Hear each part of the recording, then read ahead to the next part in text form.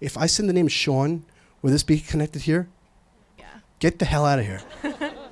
That's your name? Okay. Sean, that's you? Crazy. They want me to make sure I bring up there's a dad that's coming through that I'm supposed to speak of for the two of us. So your dad wants to come through, so we lost our father? Yeah. Okay. Are we related to the person to the right of you, Sean?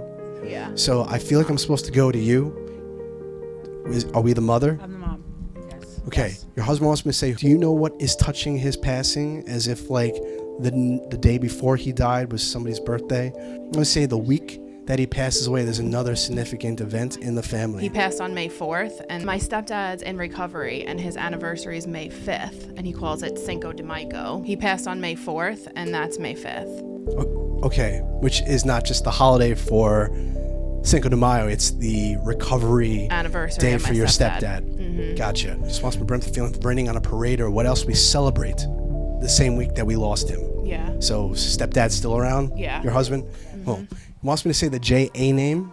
So it's important that I bring up where the J.A. name comes up. Yeah, James. So James is who? My grandfather. Okay. He also wants me to joke about how, is there a story about somebody who drove a car into someone's garage or like into a part of the house because they never put it in park properly? Can you say this again? So my aunt, when we were younger, like almost drove her car into a 7-Eleven. Almost, or like... She didn't actually go through it. Like people were throwing their coffees up in the air and running. Yeah. Because she never hit the brakes? Never, she thought she was in Reverse, and she was in drive. Okay, so yeah, she... That was a big deal. Would your father ever like joke about this with... I guess to her, not to me. Okay. They were little. Yeah. Is I that was in woman the car still for here? that, though. Yeah. Everybody better watch out when they go to 7-Eleven. Dad just wants me to joke about something, saying like in the midst of everything that's sad and ridiculous, I guess these stories that we can joke about and laugh about is the energy he wants to create. I'm seeing a puzzle piece. So somebody either works in the world of special ed. My best friend does, but nothing. What does she do? related Is she an with my autistic dad. She aide? It's like a direct care professional, like in an autistic home for kids. Okay. Did Dad know her? Yeah, Have we seen her like within the past couple of weeks? I have. Yeah.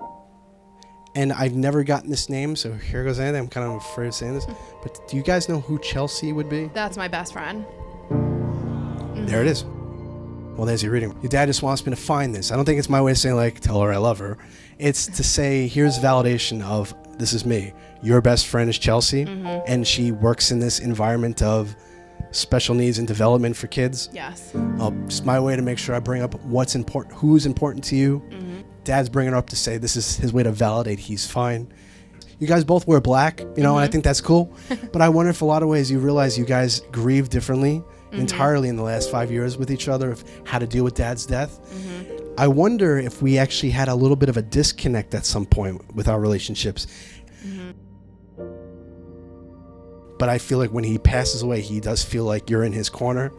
And he wants to just say, you know, we can still have a connection, you and your father with each other. And I hope that you choose to, rather than ignore it or run away from it or not face it, to extend that hand back out and say, I can still evolve this relationship with each other. I'm also seeing the name Matthew, so he wants me to make sure I bring up where Matt or Madison comes up.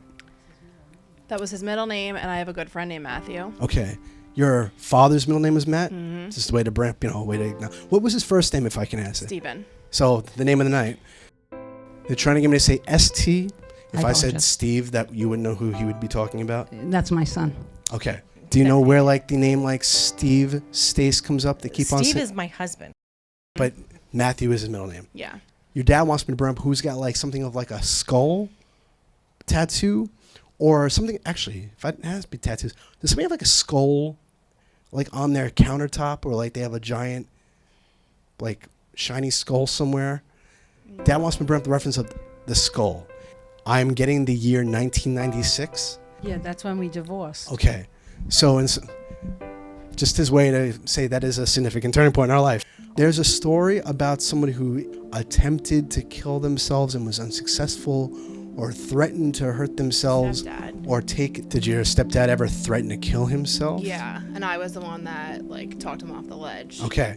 I'm sorry that you lost your actual father, but I think this is a way to say that we're lucky to still have the scenarios of the close calls and the man that is still able to be a part of your world. Yeah. So this is his way to give nothing but love and respect to your current husband.